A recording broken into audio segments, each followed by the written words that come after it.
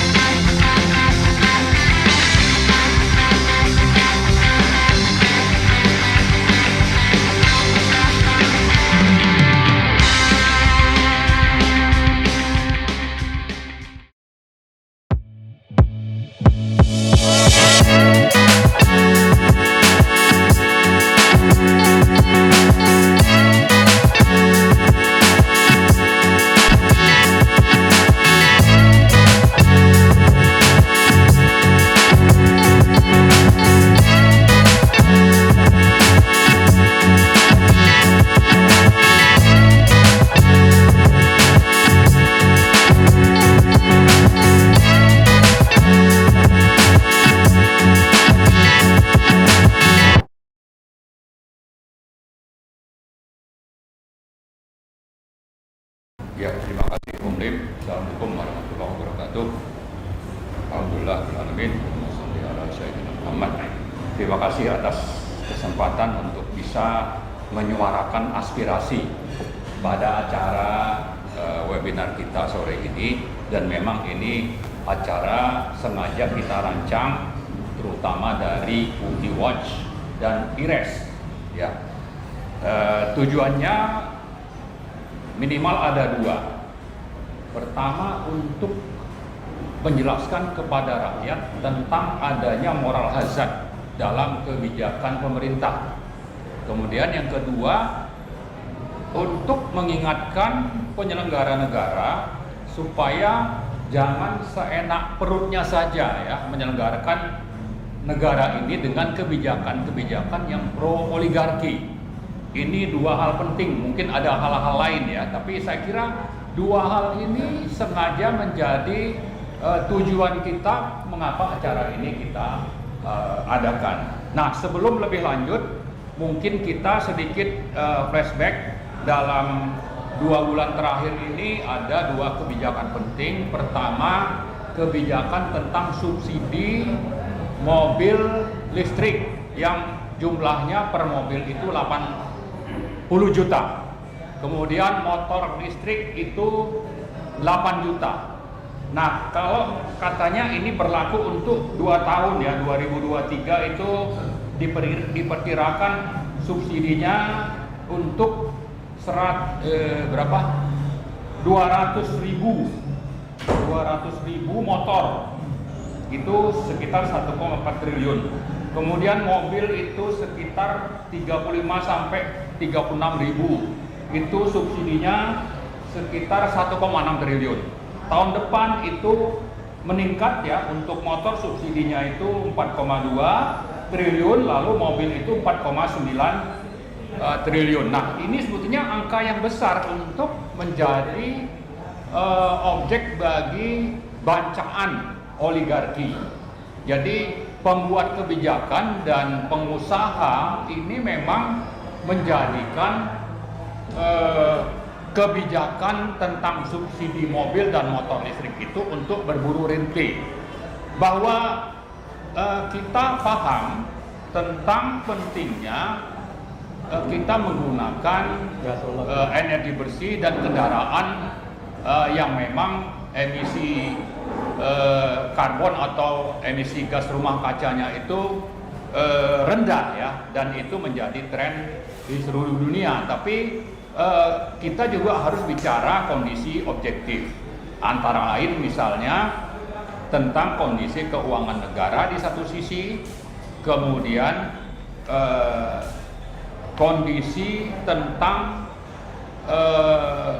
penerima dan kepentingan-kepentingan yang memang kita melihat ini tidak objektif, sehingga dengan begitu kita pantas untuk bersuara. Sebelum lanjut, saya sedikit tadi ada yang tertinggal, bahwa yang pertama ada kebijakan tentang subsidi mobil dan motor listrik, yang kedua ada tentang kebijakan pengadaan, ya istilahnya itu standar biaya masukan untuk anggaran 2024, terutama tadi sudah disinggung Pak Antoni, kalau eselon 1 mobil yang akan dibelikan dianggarkan dalam APBN bagi eselon 1 itu 966 juta, eselon 2 itu 746 juta, kemudian mobil operasional itu 430 juta per unit, dan ini sudah dianggarkan. Nah, kalau tadi disebutkan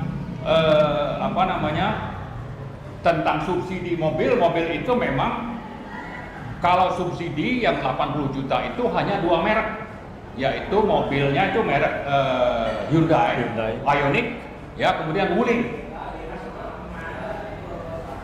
Kemudian kalau bicara tentang mobil yang yang akan dibiayai dengan anggaran APBN untuk eselon 1, 2 dan mobil operasional itu mungkin lebih banyak ya variasinya.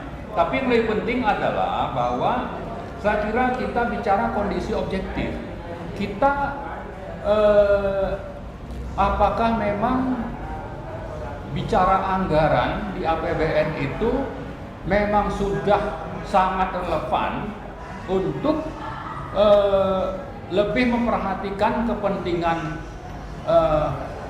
pembelian mobil untuk eselon 1, 2 ini dan juga untuk subsidi motor dan mobil listrik ini dibanding hal-hal lain. Tadi sudah disebut tentang masalah kemiskinan. Tapi yang lebih penting adalah kita utangnya ini sudah sekitar 8.000 triliun misalnya. Kemudian kita juga hanya menjadi objek pasar bagi produsen mobil listrik yang ada di dunia. Nah, jangan lupa kalau kita bicara misalnya sekarang ini tentang berapa populasi mobil listrik di dunia, itu kira-kira sekitar 26 sampai 27 juta, dan itu paling banyak itu adalah di Cina. Kemudian nomor 2 itu ada di ada di Amerika, ketiga itu ada di Jerman, kemudian di Inggris, lalu ada di Prancis. Dan ini negara, termasuk juga Denmark. Negara-negara ini adalah negara yang memang negaranya itu mensubsidi juga industri mobil listriknya. Jadi, dan ini dalam rangka juga mengembangkan industri ini untuk nanti bisa dijual ke luar negeri. Nah, kita punya roadmap itu tidak jelas. Bagaimana roadmap Indonesia ini kalau bicara tentang pengembangan mobil listrik? Yang ada justru hanya calo yang sudah membuat 2 kebijakan penting, yaitu tadi subsidi mobil dan motor listrik, kemudian rencana pembelian mobil untuk eselon 1 dan 2 ASN. Itulah yang ada, dan itu memang perannya adalah karena kepentingan oligarki untuk berbisnis.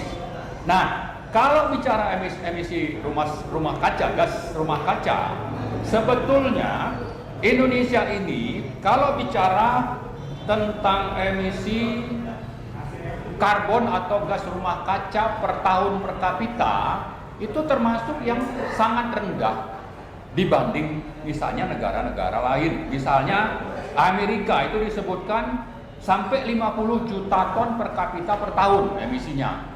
Kemudian Singapura itu 10 juta, Malaysia 9 juta, Australia itu 18 juta ton per kapita per tahun. Nah, Indonesia itu hanya 3 juta.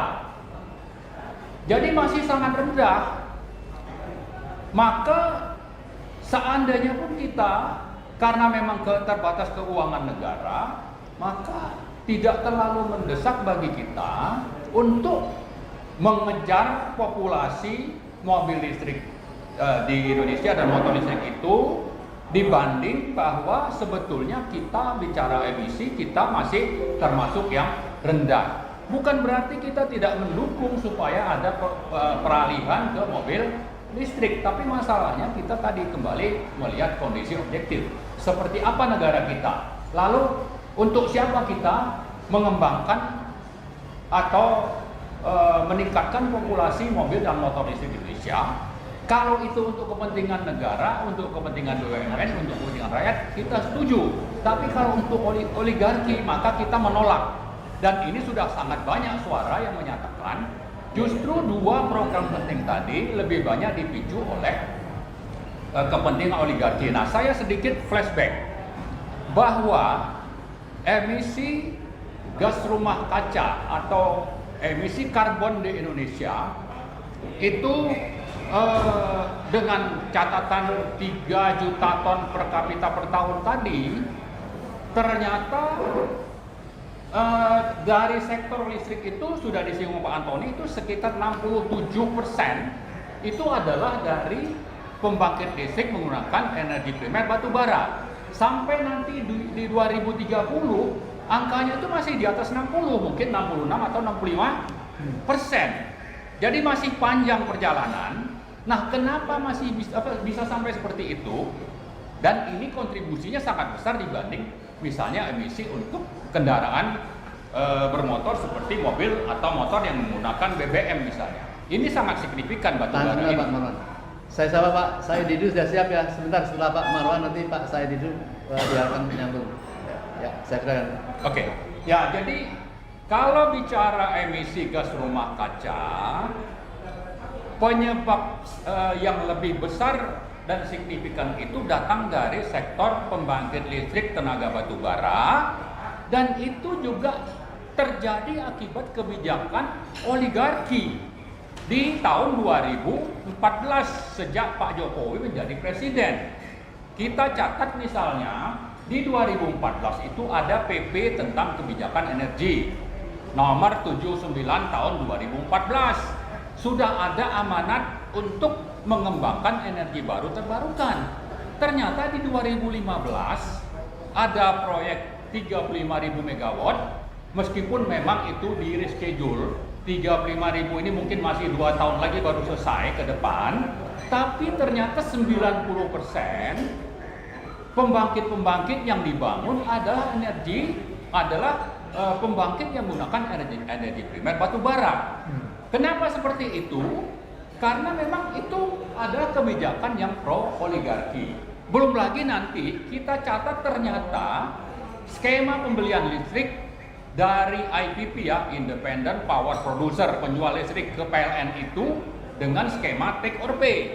Jadi dua hal inilah yang sebetulnya memberatkan rakyat negara dari sisi pembangkit listrik dan energi bersih. Pertama, bahwa ternyata kontributor yang signifikan di sektor energi bersih ini yang membuat kotor itu adalah pembangkit tenaga batu bara. Kemudian yang kedua, pembelian listriknya itu dengan skema take or pay, butuh 100 megawatt harus bayar misalnya karena IPP-nya itu membangkitkan 120 atau 150 megawatt, maka PLN harus beli 120 atau 150 megawatt, bukan hanya yang dibutuhkan, tapi lebih dari yang dibutuhkan karena sudah dibangun oleh IPP.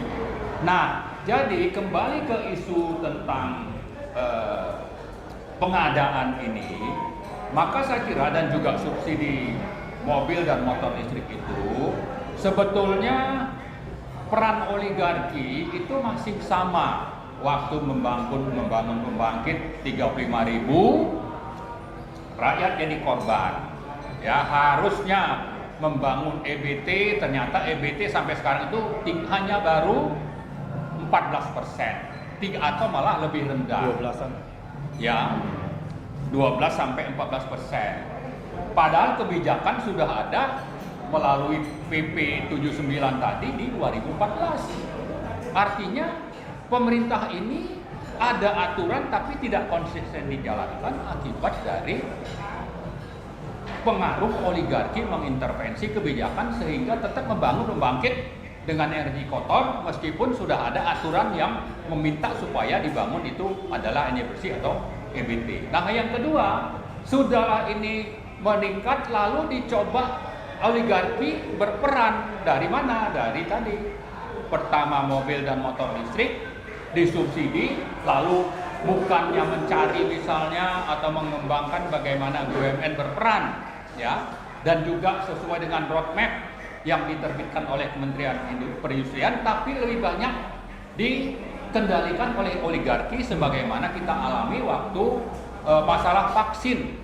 Ya, vaksin COVID itu kan Luhut dan kawan-kawan, Erick Thohir dan sebagainya itu yang lebih banyak menikmati dan tidak mendorong bagaimana BUMN dan misalnya kampus-kampus atau perguruan tinggi kita itu mengembangkan vaksin di dalam negeri. Kenapa? Karena memang di situ duitnya banyak dan tidak jelas juga. Waktu itu kita pernah menuntut untuk diaudit, tapi tidak ada kelanjutan. Nah, terus yang terakhir, saya kira kalau kita bicara mobil listrik, di samping kita tidak punya roadmap, kalaupun ada tidak konsisten dijalankan, kita mengkhawatirkan dengan standar biaya masukan sebesar hampir 1 miliar untuk mobil eselon 1 dan 2, eselon 1, sementara kita tahu tren dari harga mobil listrik itu terus turun, ya. Saya kira tahun depan itu yang standar itu kita bisa dapatkan dalam range antara 500 sampai 700 juta per unit. Dan ini sudah banyak tulisan yang menunjukkan bahwa tren akan terus turun. Nah, kalau tetap di adopt yang 966 ini, maka potensi terjadinya korupsi atau minimal sudah tersedia ruang bagi oligarki untuk dapat untung besar. Ya, Pak Bunya 966, sementara harga itu terus turun dan ini memang akan terus turun. Itulah yang terjadi dan kita misalnya mencatat tahun lalu itu pembelian mobil listrik secara global itu sekitar 10 juta. 966. 10 juta, tahun depan itu 14 juta kendaraan listrik yang akan dijual di pasar dunia. Dan dengan jumlah yang semakin banyak, maka bicara economic of scale, ini harga juga akan semakin turun. Maka kembali tadi ke angka standar biaya masukan tadi, saya kira ini ruang untuk terjadinya korupsi oleh oligarki semakin terbuka. Terakhir sekali, bahwa kita paham kalau bicara mobil listrik itu komponen-komponen pentingnya antara lain itu adalah litium, ya. Kemudian ada mangan, ada kobalt, ada grafit, ada baja atau steel, ada nikel. Nah, nikel mungkin yang lebih katakanlah kita sebut berperan itu adalah litium mungkin. Nikel ini lebih banyak untuk bagaimana supaya tidak terjadi karat, ya kan? Tapi nikel ini kan juga tetap dibutuhkan, maka ini kan menjadi komponen strategis untuk bisa dimanfaatkan oleh Indonesia dalam rangka mengembangkan industri mobil listrik minimal supaya dipaksa atau diminta partner untuk membangun industri baterai, ya. BEV istilahnya. Sekarang kan mobil listrik itu kalau kita lihat ada hybrid electric vehicle, ada battery electric vehicle. Nah, yang baterai inilah yang sekarang terus berkembang dan harganya semakin turun. Dan komponen pentingnya salah satunya itu adalah nikel yang mestinya ini dimanfaatkan oleh negara, oleh pemerintah untuk bagaimana kita bisa berperan sekaligus mengembangkan industri dalam negeri. Tapi yang terjadi sudahlah roadmap-nya tidak jelas, tidak dijalankan. Lalu yang berperan untuk bicara nikel ini adalah Luhut dan kawan-kawan termasuk disupport oleh Jokowi. Maka yang menikmati komponen nikel atau BEV itu ya orang-orang ini melalui oligarki dan juga Cina.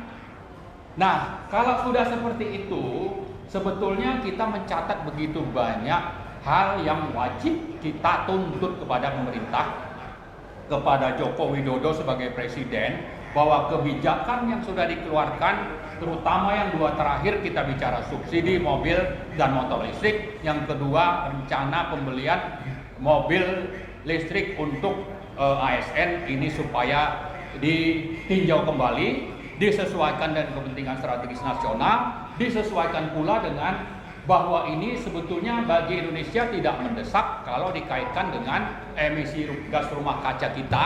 Itu hanya 3 juta per ton dibanding negara-negara maju yang memang emisinya itu kalau Amerika mungkin di atas 40 juta ton, ya, atau negara-negara yang memang punya industri mobil dan motor listrik yang sudah mapan, sehingga subsidi negara itu di samping untuk rakyatnya, untuk pemakai atau pembeli mobilnya, tapi juga untuk nanti ekspansi ke luar negeri.